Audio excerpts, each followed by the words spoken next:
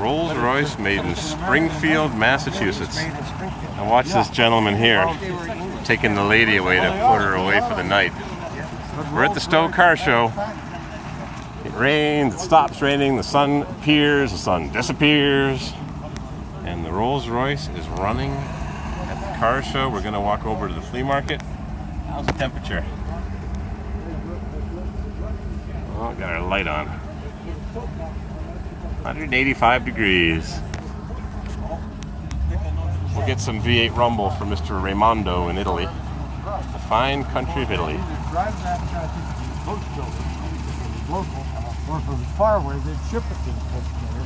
And then the coach builder would build the coach that you wanted on that. There she blows. When have you had this one?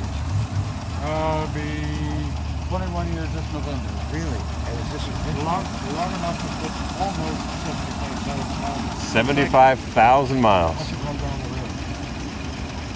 Oh, I drive this.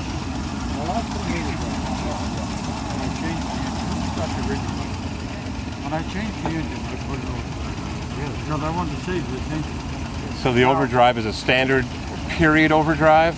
No, it's a gear bender. Gear bender, Hono drive gear bender. What kind of motor? Before, well, let me get back here. Hey, before I put the overdrive, I purposely limited the speed to 55, 60. That's old. Yeah, let me do it like that. When I put the overdrive, I drive now. I think on the book that says 70. And because at 65, the engine is doing this, it's very happy. Oh, that's yeah, go ahead. Go through. That's the models. I do that in the wintertime when I can't play car. Okay. I build every model that's in there. What kind of motor would you call that? You did. Elliptical rotary engine model plans. My. Yes. In the winter when he's not busy working on the Rolls-Royce, Yes, right. he builds stationary engines. Tu fais ces petits moteurs. Tu le fais, quand je travaille pas sur l'auto, c'est ce que je fais. Hey, look at this. Un jeu. The endless. My God, my God, my God. Yeah, people and their amazing skills, huh? It makes them out of wood too. Moi, je suis pas Eric qui veut prendre une photo. Derek, je prends une vidéo. Mieux qu'une photo. C'est une photo qui parle. Il me reste juste à me taire présentement, finalement. Ça, là, chez Claude, là. Tu viens d'avoir vu des modèles en bois chez Claude, là.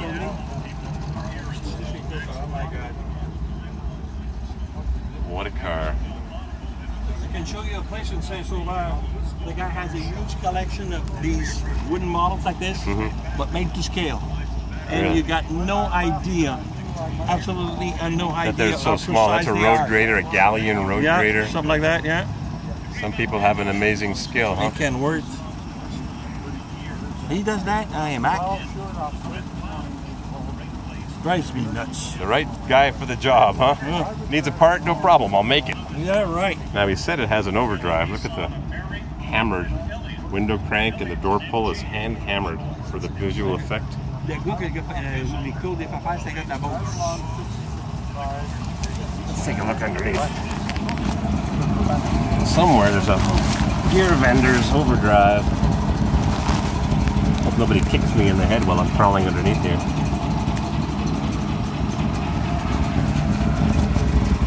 Sorry, Raimondo, no V8 rumble today. Wow, complicated.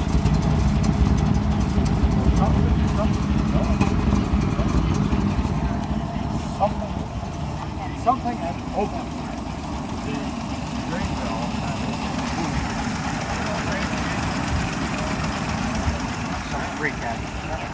and Rolls-Royce. Even the shutters are operated by a thermostat.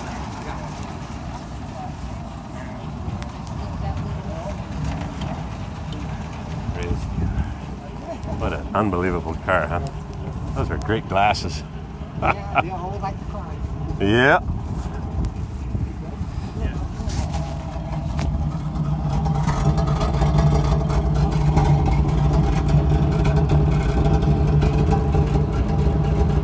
Mechanical brakes. drives it, drives it, drives it. What a car. Real wire wheels. Rolls Royce. High-speed gum dip balloon. Balloon. No. This mechanism right here is his mechanism. Holding.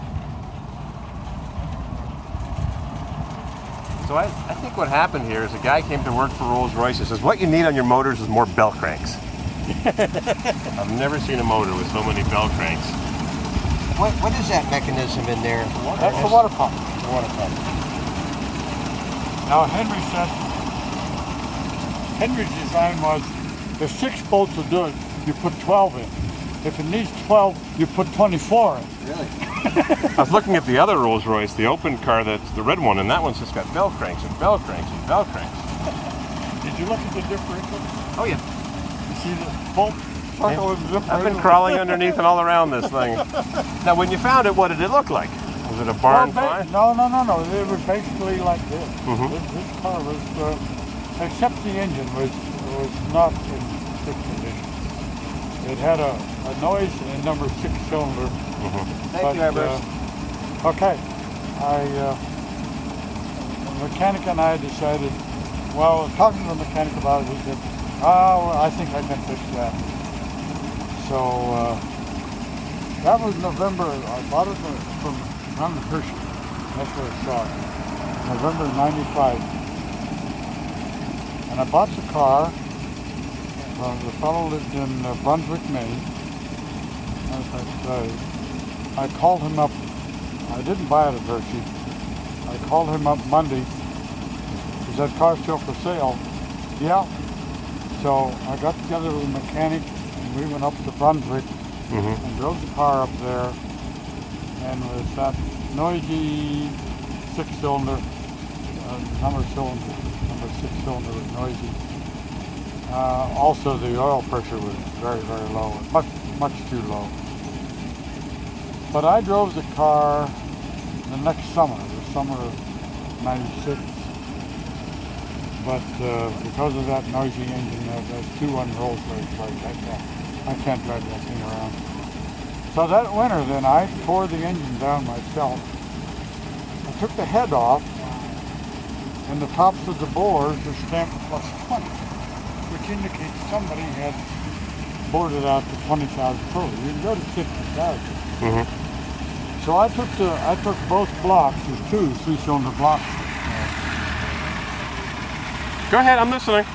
And Just got a Model T rattling away here. Yeah, I took both blocks up to the shop up in. How's it going? Hi. Guys, In Massachusetts. You might be here. Yeah, and he mic'd the boards. I'm listening. And 1, 2, 3, 4, and 5 Poof! Needs more timing. were already 60,000. With 20,000 pistons. And 6 was 70,000. Uh-oh. So we knew. Getting into the water jackets. Even the ones that were 60,000s were out of round. So we knew it had to be sleeved, but there was plenty of metal there. So he bored them out and sleeved all 6 cylinders. Did a complete bearing job on it. New Babbitt bearings, line boarded. New bearings and there was things and everything. Does it use aluminum or iron pistons? Aluminum. Aluminum, because it's an aluminum or alloy, we'll call it. It's an alloy block. It's an iron block. Oh, it's an iron. Iron block, aluminum head. That looks like alloy.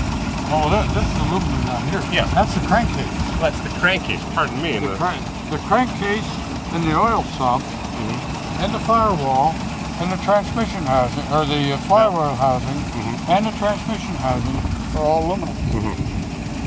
Which is quite advanced, because even in the 70s, GM couldn't get it right with the Vegas. They had it in the 60s on the Olds and the Buick, the 215. They had their problems. Steel fenders, aluminum body. Entire body is aluminum. So you line board the block. Pistons are back in the new sleeve cylinders. He put new pistons in it, the right size. Even the pistons that were in there weren't Rolls Royce pistons, because Well, you don't see it on this side, but on the other side, there's a line running up the other side with a feed off to each of the cylinder walls, so that when you're running at more than 3/4 throttle, this valve opens up to give you additional lubrication on the loaded side of the piston. And the pistons were in there were short enough that it was just squirting back into the crank that wasn't lubricating the cylinder. Over 3/4 throttle. So he put new pistons in it. And, That had the correct skirt length. Oh yeah, right. To capture the oil that was being inserted at 3/4 throttle. Right. So that took care of that problem. So you had the right guy working on this. Oh yeah.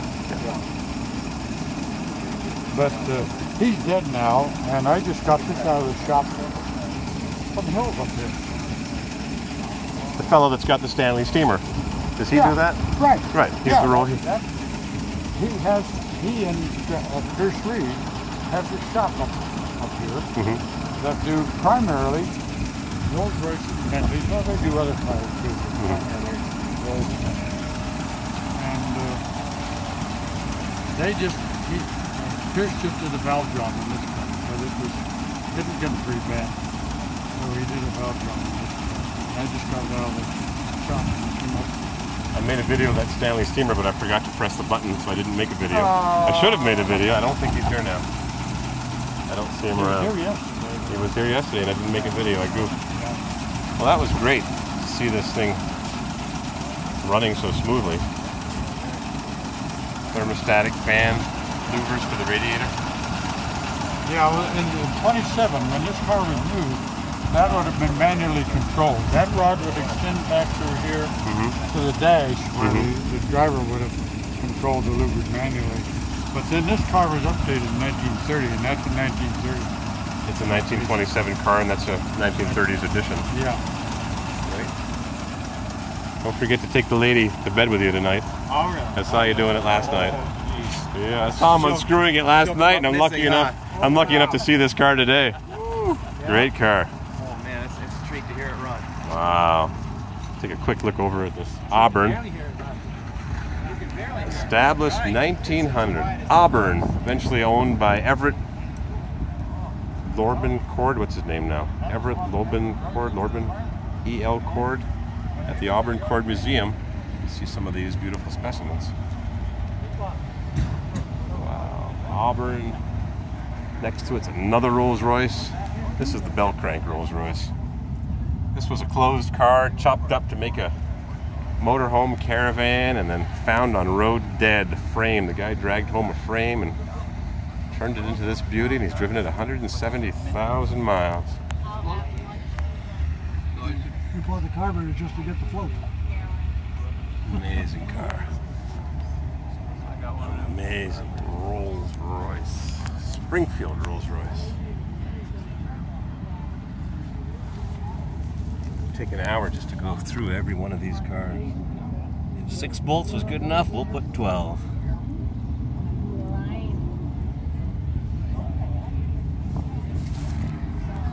Rolls-Royce.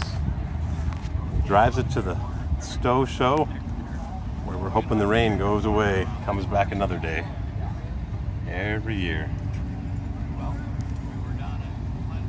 Can't get parts for this at Rock Auto. Rolls-Royce, London and Derry. This is not the Springfield Rolls-Royce. They were made between 1921 and 1931 in Springfield, Mass. That's a Springfield Rolls. This is a London Rolls.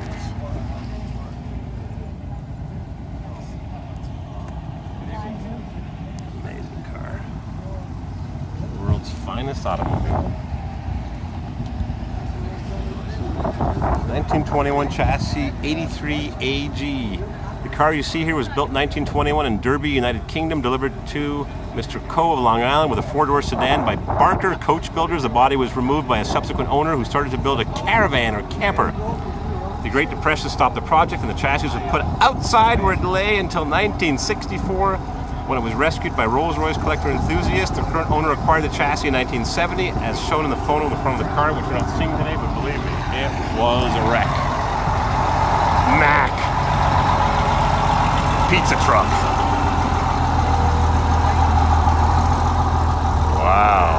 Pizza on demand. As long as the earth in your backyard is strong enough to support that Mac. A 6-year restoration was completed in 1980, which included building a whole new body in period style, representing what a rich young swain would have requested at the time. Not cheap. The completed car came to $12,500 in 1921 money. The current owner has driven the car 170,000 miles. You are guilty of having a good time behind this Armstrong UK-built Rolls Royce. Oh, absolutely, dude. Amazing. Hand pump, power pump, release, both pumps. Amazing car. That's for the air pressure. Good car. Pizza, open hearth pizza.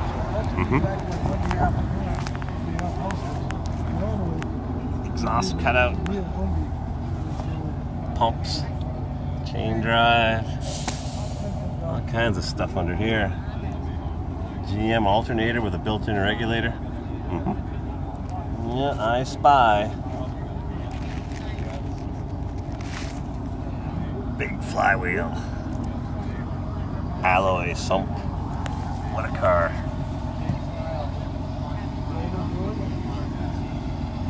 What a car. Packard, 1939. My. And a whole lineup of Fords and Dodges, Grahams. Unbelievable. Love that Rolls Royce. Love them all.